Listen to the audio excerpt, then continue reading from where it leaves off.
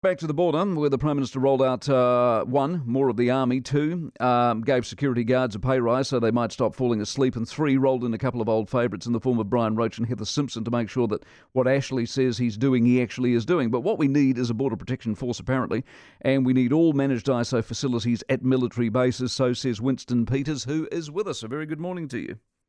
Good morning. I saw Ron Mark yesterday. He was arguing for the military all along. So has that been your position? You were talking to the government saying, no hotels, let's use the military and use them properly. Is that what you're saying?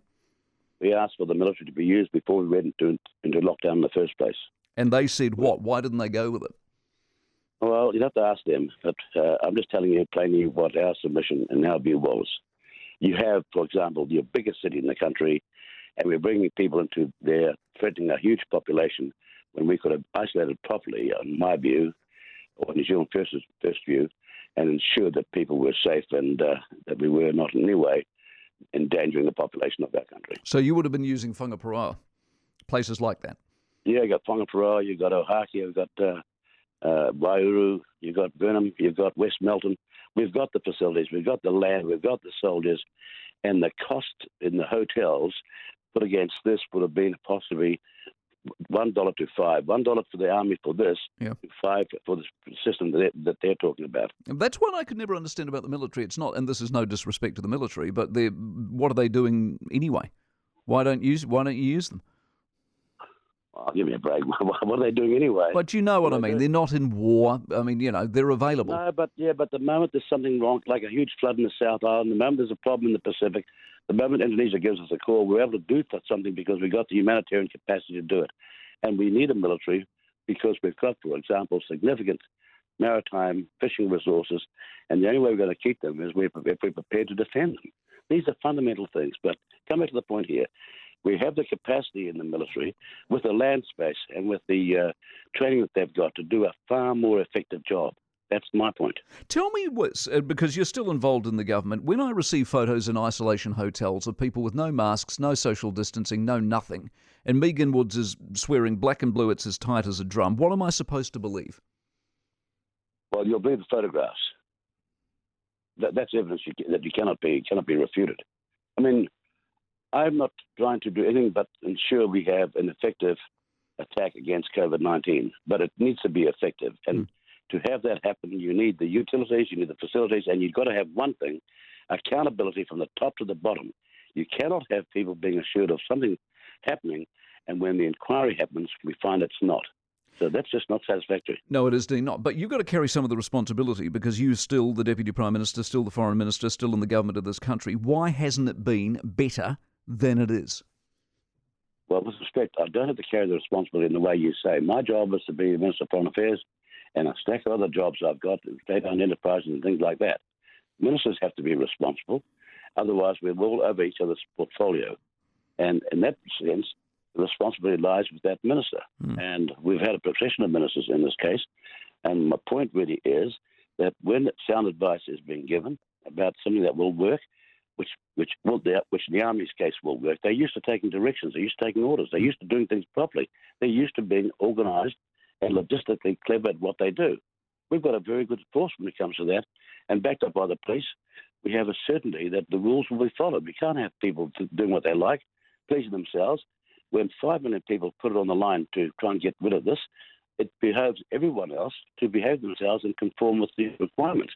It's not a civil liberties or freedom issue. It's a and survivorship issue, and we understand that. Yeah. What I've not understood, and I've argued this with Hipkins and Woods, is why we don't lock people in their rooms for 14 days like they do in Australia, and you know where you're at. Why don't we do that? Are we just too soft? Well, you have to interview them. Well, I have, but they defend it. They say it's cool and you can go out skateboarding and have a smoke, and if you're Thelma and Louise, you can drive to Wellington, and then they defend it. Well, the reality is that we've got a second outbreak here and maybe more coming, and we hope that this is not going to happen. But when that happens, you've got to do your utmost in the interest of the economy and of people's health to turn the thing around. I'm just talking about a border protection force, an asset that the public needs to ensure that the best system we've got to safeguard the people of this country is in place. Right. Is that clean? Is level 3 an overreaction to the number of cases we've seen, do you think, in Auckland? We don't know. Don't forget, we've got 2 border breaches here. The first one that brought the cluster into action, and then the second one with that quarantine. Yeah, they seem worker. contained now, though. It seems like we've worked out that it's not that big a deal. Or you don't think so? Well, you'd be a fool to think it's contained until you know, with the level of testing that you've done, that you have contained it. Yeah, why wasn't the testing done? Were you involved in that at all? Did you tell? I mean, this is your government. No. I know what you're trying to do. I know what you're trying to say. If it was a matter of foreign affairs, if it was to do with other portfolios, state-owned enterprises, Kiwi Rail, and a dozen other things, you could ask me. But I'm not responsible for that. No, I get that. But you did pick, Winston, you did pick them. I mean, they're inept, for God's sake. They couldn't deliver a pizza if you ordered one. Well, look at the alternative. The alternative had run this country down so darn bad. In terms of the military, they had no expenditure at all, and we need the military in this country. They had a $20 billion portfolio with not $1 assigned. You had sewage coming out of the Middlemore Hospital. You had nearly everything you could look at was run down. You know that. The DHBs all were in debt, and you say that they were the best choice? All right. I'm sorry. Okay, fair enough. I regret asking now. Did you ever see the legal advice, by the way, that the government got with the Borrowdale case and the 9 days of lockdown? No. So did you suspect that it was going to be illegal? Well, sorry. Do I know?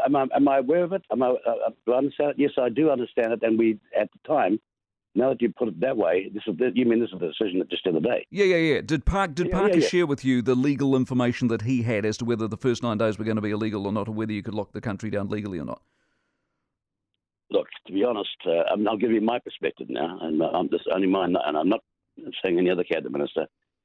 We had it disquiet that the laws in this country were not sufficient for an occasion like this. That's a fact. That's what I recall now, and I wasn't surprised. But it was only 9 days, for goodness sake. And one could still disagree in some contexts with the court's decision. In the end, the number one responsibility of any member of parliament, let alone a minister or the prime minister, is the safety and security of the population of New Zealand. And in that context, I was still prepared to say, I think the court's got it wrong. How on earth were we meant to be able to save and help the people of this country in the middle of a massive pandemic crisis? How they could move like that? And I think they're dancing around the pinhead from a jurisprudential point of view on that matter. Appreciate your time as always. Winston Peters, New Zealand First Leader.